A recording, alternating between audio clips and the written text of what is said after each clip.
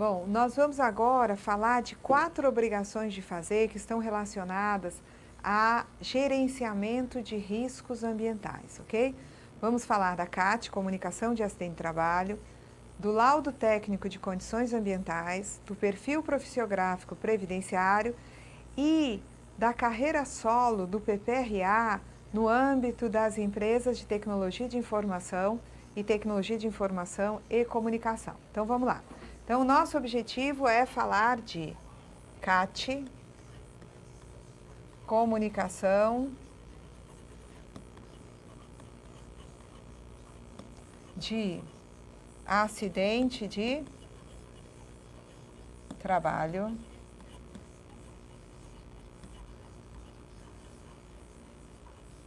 vamos falar do LTCAT,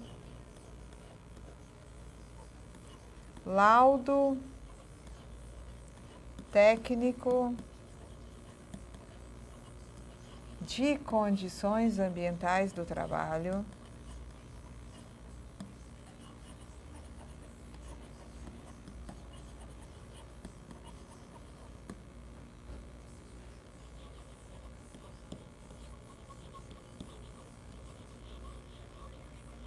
vamos falar do PPP, perfil profissiográfico previdenciário,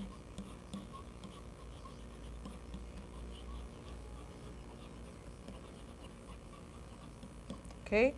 Vamos falar ainda do PPRA, mas de uma forma mais restrita, o PPRA, tá? Programa de prevenção de riscos ambientais, num contexto bem específico, que é das empresas de tecnologia de informação e comunicação. Então, vamos lá. Vamos ver aqui o seguinte, CAT, Comunicação de Acidente de Trabalho. Lá no finalzinho do regulamento, artigo 336, salvo engano, você tem disposições sobre a comunicação de acidente de trabalho, dizendo que essa comunicação ela visa proporcionar ao Ministério da Previdência Social um controle estatístico e epidemiológico das ocorrências na área de acidente de trabalho, tá? Quem comunica acidente de trabalho é a empresa, tendo em vista acidentes ocorridos com empregados, com avulsos que lhe prestem serviço. O prazo para comunicar é até o primeiro dia útil após a ocorrência do acidente. No caso de morte do trabalhador, essa comunicação deverá ser feita de imediato. É possível que o sindicato, o acidentado ou até a sua família efetivem a comunicação na ausência de comunicação da empresa. Esses daqui podem comunicar, mas o fato de eles comunicarem não vai eximir a empresa de sua obrigação. Se o acidentado mesmo comunicou à Previdência, né, isso aqui é comunicação ainda ao INSS, se o próprio acidentado comunicou e a empresa não fez, essa empresa será autuada porque se trata de descumprimento de obrigação de fazer, tá? A CAT, ela é emitida, minha gente, em 4 vias. As 4 vias têm a seguinte destinação: INSS, empresa, fica com uma, o acidentado fica com outra, porque ele depois pode querer usar essa cópia da CAT para instruir um processo, tá, na Justiça do Trabalho contra a empresa, tendo em vista, né, responsabilidade por dolo ou culpa da empresa, e também o sindicato. O sindicato pode, inclusive, acompanhar a cobrança das multas aplicadas na empresa que não venha comunicar o acidente de trabalho, de acordo? E hoje, importantíssimo, vocês têm que lembrar que o CAT, ele vai, né, a CAT, Comunicação de Assistente de Trabalho, vai ter consequências no cálculo do FAP, especificamente porque a comunicação do assistente de trabalho, ela vai ter influência no cálculo da frequência dos benefícios, né, aí acidentários, né, para caracterização dos benefícios enquanto acidentários. Então, o número de CAT contribui para que aumenta as CATs, aumenta a frequência e aumenta o FAP, tá? Fator acidentário de prevenção que vai ser aplicado no SAT. Então, teríamos aí um resuminho da CAT. Serve ao controle estatístico e epidemiológico das ocorrências de acidente de trabalho. Quem comunica é a empresa.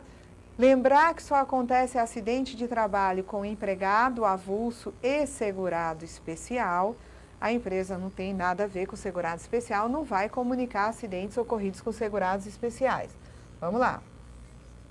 No caso do LTCAT, Laudo Técnico de Condições Ambientais do Trabalho, ele vai estar previsto na Lei 8.213, no Regulamento da Previdência Social, e esse LTCAT, ele deverá ser feito por médico do trabalho ou engenheiro de segurança do trabalho.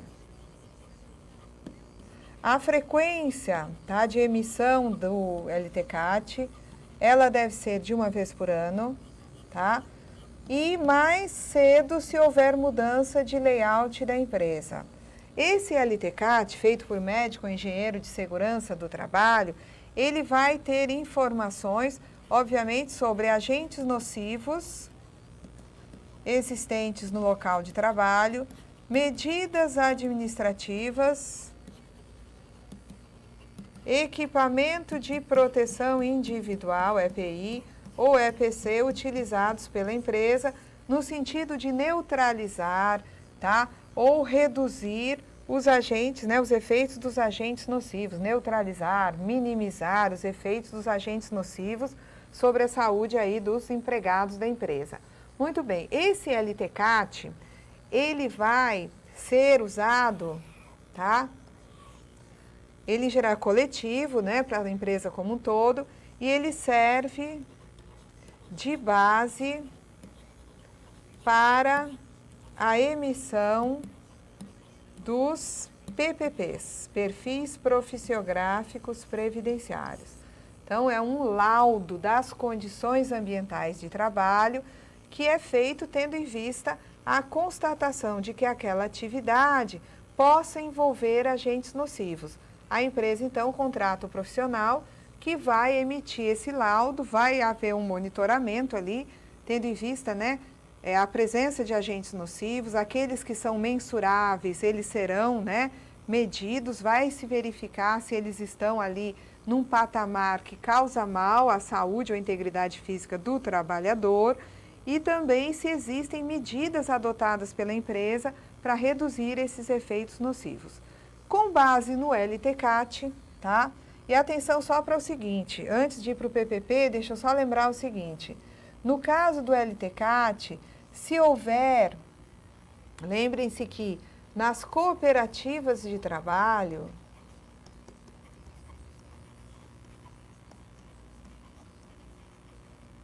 e nas empresas prestadoras de serviço, em regime de cessão de mão de obra, como os trabalhadores delas, tá, estão dentro do contratante, uma cooperativa de trabalho, muitas vezes, ela vai ceder trabalhadores para atuarem dentro da empresa contratante.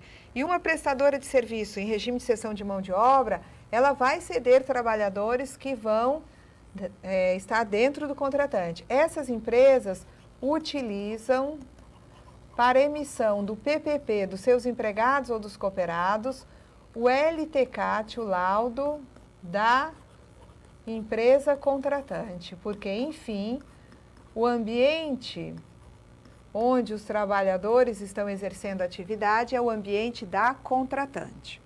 Vamos lá. PPP, Perfil Profissiográfico Previdenciário. Ele é um histórico laboral individual, portanto, o PPP é feito para cada trabalhador dentro da empresa e ele é o documento que comprova a efetiva exposição do trabalhador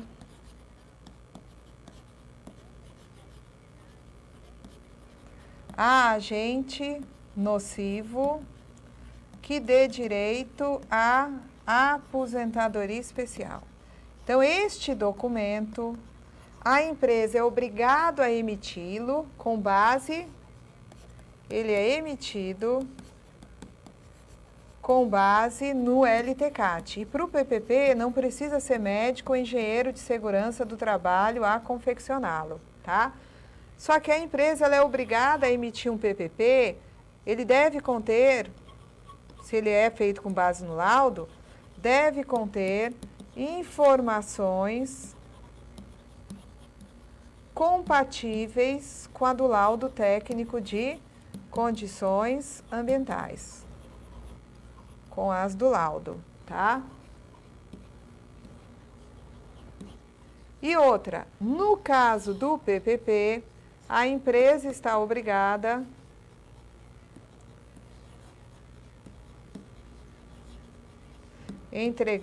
deve entregar cópia autêntica do PPP quando da rescisão do trabalhador, ou se for um cooperado, quando do desligamento da cooperativa, para que o trabalhador tenha esse documento para depois levar à Previdência e apresentá-lo para solicitar a sua aposentadoria especial, ok? Agora eu vou mostrar para vocês aqui a carreira solo do PPRA. Vamos lá. O Programa de Prevenção de Riscos Ambientais, ele não foi criado agora, ele já é previsão de normas regulamentadoras há vários anos. Esse PPRA, tá? Ele agora deve ser considerado num novo contexto. As empresas, tá? Que atuam na área de tecnologia de informação, TI, e TIC, Tecnologia de Informação e Comunicação, têm direito a uma redução na contribuição de 20% sobre a remuneração de empregados e contribuintes individuais. Empregados avulsos e contribuintes individuais. Só que essa redução, tá, é uma redução na contribuição, diminui conforme as receitas de exportação obtidas por essas empresas. Tem uma forma de cálculo. Só que essa redução, ela é dependente de gerenciamento de riscos ambientais. Elas devem ter um PPRA confeccionado, quem é que faz? Engenheiro de segurança do trabalho. Para que elas tenham a redução na contribuição de 20%, elas têm que ter o Programa de Prevenção de Riscos Ambientais, tá? Esse programa aqui, tá? Ele vai visar o gerenciamento dos riscos e tem que ter uma meta no PPRA de redução de 5% dos benefícios acidentários. E lembrar que o PPRA, ele tem que ser homologado